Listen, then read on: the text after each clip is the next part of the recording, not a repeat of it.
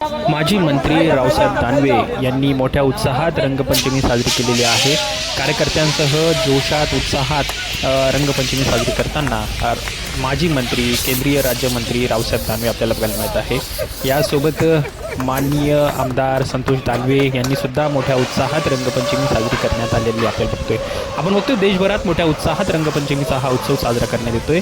या उत्सवाचे जोरदार आनंद सर्व भारतीय घेत असतात। यावर्षी भोकरदन येथे माजी खासदार माननीय रावसाहेब दानवे आणि आमदार संतोष दानवे आजचा उत्साहात साजरी करताना आपल्याला बघायला मिळत आहे। यासोबत गाण्यांची मेजवानी आपल्याला बघायला मिळत आहेत। हे पथक खूप सुंदररित्या गाणं वाजवताना आपण बघतोय।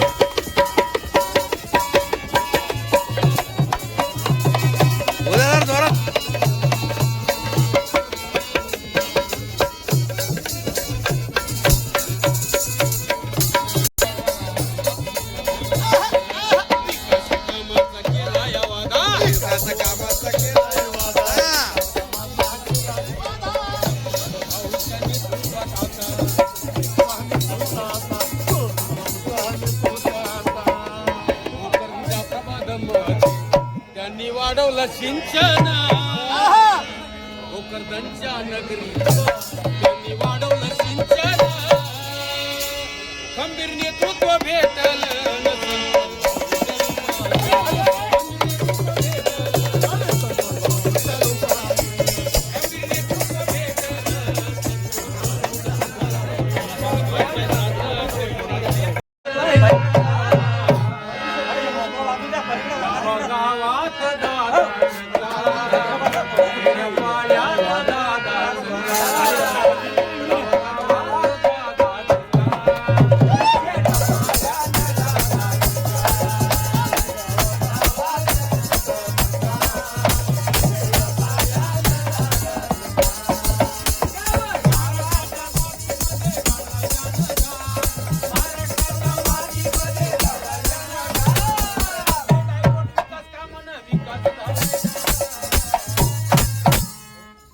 पाण्यात दादाचं नाव,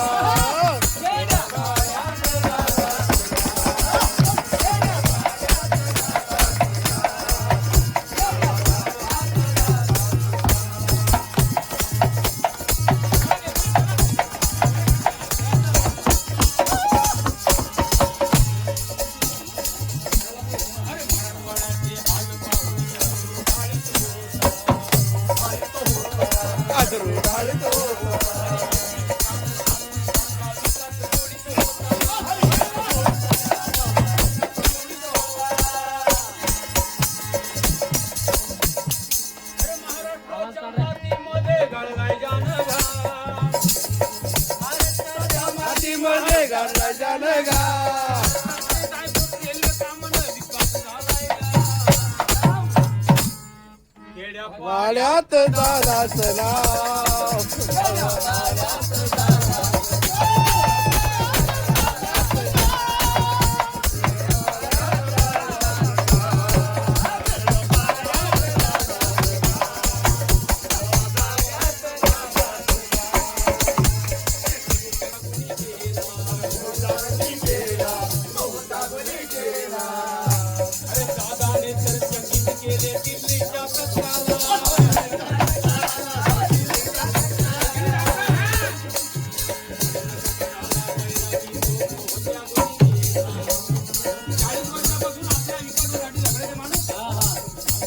जनुका झाला बैरागी तो मोहत्या गुणी केला, मोहत्या गुणी केला,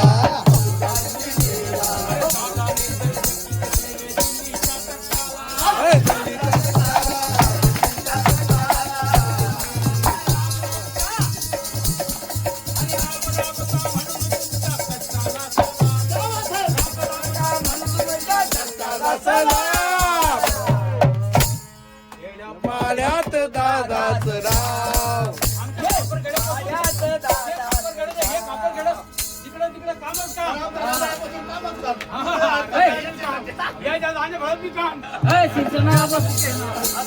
दादा, आज धुलिवंदनाचा उत्सव तुम्ही कार्यकर्त्यांसोबत साजरा केलेला आहे. अगदी बालपणी आपण जसा उत्सव साजरा करतो तसंच आज तुमचं रूप पाहायला मिळालं. तुम्ही रंगाचे फवारे ते कार्यकर्त्यांवरती मारत होतात.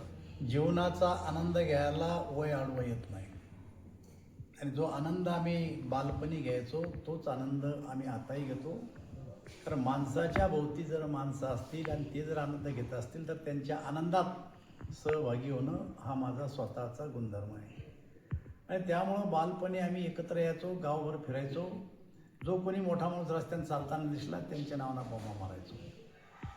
तशीच पद्धत आजही चालूच आहे. आज आमच्या घरी लोक येतात, वेगवेगळ्या प्रकारच्या घोषणा देतात, एकमेकाची मजाक उडवतात आणि रंग लावतात. आज त्या पद्धतीप्रमाणे आज अनेक जण माझ्या घरी आले, मला रंग लावला, मी त्यांना रंग लावला.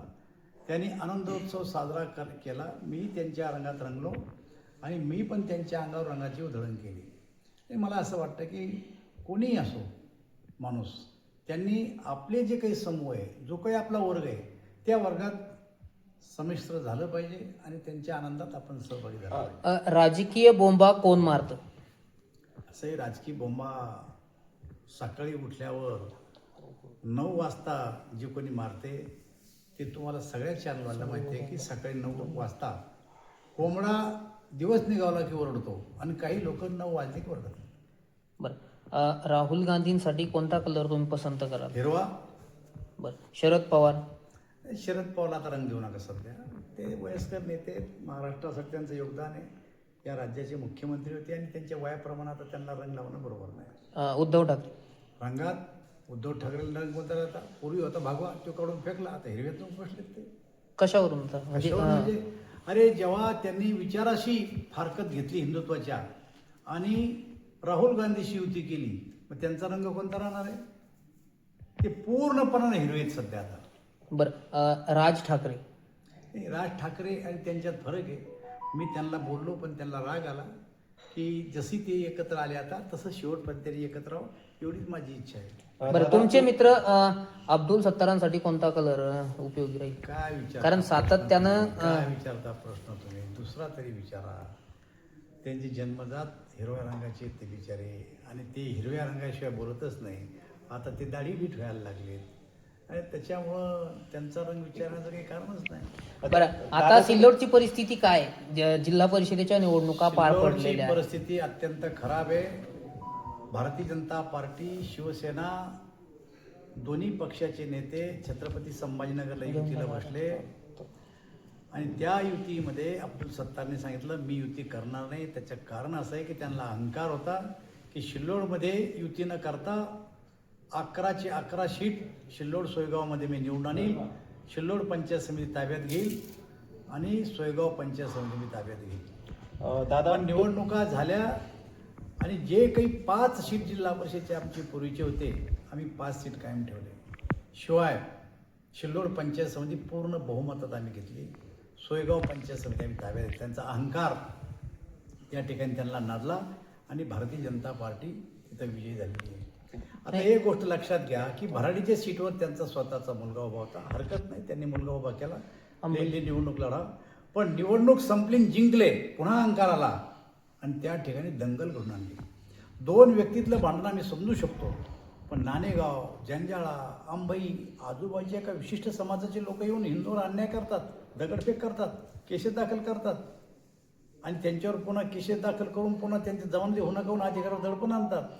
खरं तर सिल्लोडच्या लोकांना ही गोष्ट लक्षात आलेली आहे, पण जेव्हा जेव्हा प्रसंग येईल तेव्हा सिल्लोडचे लोक हात दाखवून देतील. माझं मत असं आहे की एवढी घटना घडल्याच्या नंतर तिथल्या स्थानिक आमदारांनी त्या ठिकाणी जाऊन एक शांतता कमिटीची बैठक घ्यायला पाहिजे होती, दोन्ही समाजाला एकत्र बसवायला पाहिजे होतं आणि अशा प्रकारची घटना पुढच्या काळात घडणार नाही. कारण माझा मुलगा या ठिकाणी निवडून आला असं होऊ देऊ नका, इथं जे काही घडन तिथं माझं नाव लावलं जाईल असं त्यांनी सांगायला पाहिजे होतं. पण न सांगता शाळेवर जाऊन बसले आणि आणखीन लोकांना उचकवलं की याच्यानंतर जर असं केलं तर एकाकडे ठेचून मारा. ही काही भाषा बोली तिथली. मग याला जबाबदार कोण? हे जे प्रकार घडतायत दंगल सदृश्य तुम्ही बोललात, याला जबाबदार कोण? अरे, जबाबदार कोण आहे? जे कोणी निवडून आला त्या निवडून आलेल्या लोकांचा जो गट होता त्यांनी पराभूत जो गट झाला त्याच्यावर हल्ला केला. म्हणजे सिल्लोडमध्ये जेव्हा उमेदवार त्यांच्या विरुद्ध उभं राहिला त्यांच्या मुलाचे डोकं फोडलं, त्यांच्या पायावर जखमा केल्या. दादा म्हणजे तुम्ही- सिल्लोडमध्ये दहशती खाली लोक जगतायत सध्या अरे बाबा, हे आज नाहीये. त्यांनी सांगितलं मला कुत्ता निशाण द्या, मी निवडून येतो. त्यांनी सांगितलं मी राज्याचा मुख्यमंत्री ठरवतो. लोकांनी अहंकार उतरवला, 2200 मतं निवडून आले. पण ही 2200 मतं कोणते? बनावट मतदार. भोकरांचे मतदार तिथं आहे, जाफराबादचे मतदार तिथं आहे. मी सांगितलं तुम्हाला की काजी वरुड छत्रपती संभाजीनगर जिल्ह्यातलं तिथल्या लोकांचे एक विशिष्ट समुदायाची मतं एका ठिकाणी नोंदवलेली आहेत त्यांनी. दादा तुम्ही शिल्लोडला होळीची तुली नेमकं त्या होळीत काय दहन केलं नाही, त्यांनी? काय दहन काय काय संदेश? केलं? जे मी सांगतोय आता अन्याय अत्याचार तसं दहन केलं मी त्या होळीमध्ये. म्हणजे यापुढे तुम्ही सल्ला काय द्याल सिल्लोडच्या नागरिकांना? शिल्लोडच्या नागरिकाला मी सल्ला देणार आहे, जेवढी जेवढी राजकीय ताकद तुम्ही यांना देणार त्यांचा अहंकार वाढत जाणार आणि जो कोणी समाज आपल्यावर आज तुटून पडतो त्याची ताकद वाढणार. माझी नम्र विनंती आहे की अशा प्रकारची ताकद जर तुम्ही दिली नाही त्यांना तर ते आपोआप या शिल्लोडमधलं वातावरण चांगलं होईल. पण तुम्ही पहिल्यांदा म्हणालात की 2 पंचायत समित्या ताब्यात घेतली, त्यामुळे अब्दुल सत्तारांची कुठेतरी पिछेहाट व्हायला सुरुवात झालेली आहे. काय वाटतं तुम्हाला? विधानसभेतच झाली पिछेहाट. त्यांच्या विशिष्ट समाजाच्या माणसाला रिटर्निंग ऑफिसर केलं, त्यांच्या हातून तो निकाल लावून घेतला आणि जो माणूस म्हणतो की मी 1 लाखाच्या मतांनी निवडून कुत्ता निशाण द्या, मला धनुष्यबाण देऊ नका, ते फक्त 2200 आले तेव्हाच अहंकार उतरला त्यांचा. आता पुढचं चित्र काय असेल पुढच्या विधान? त्यापेक्षा खराब असणार त्यांचं चित्र.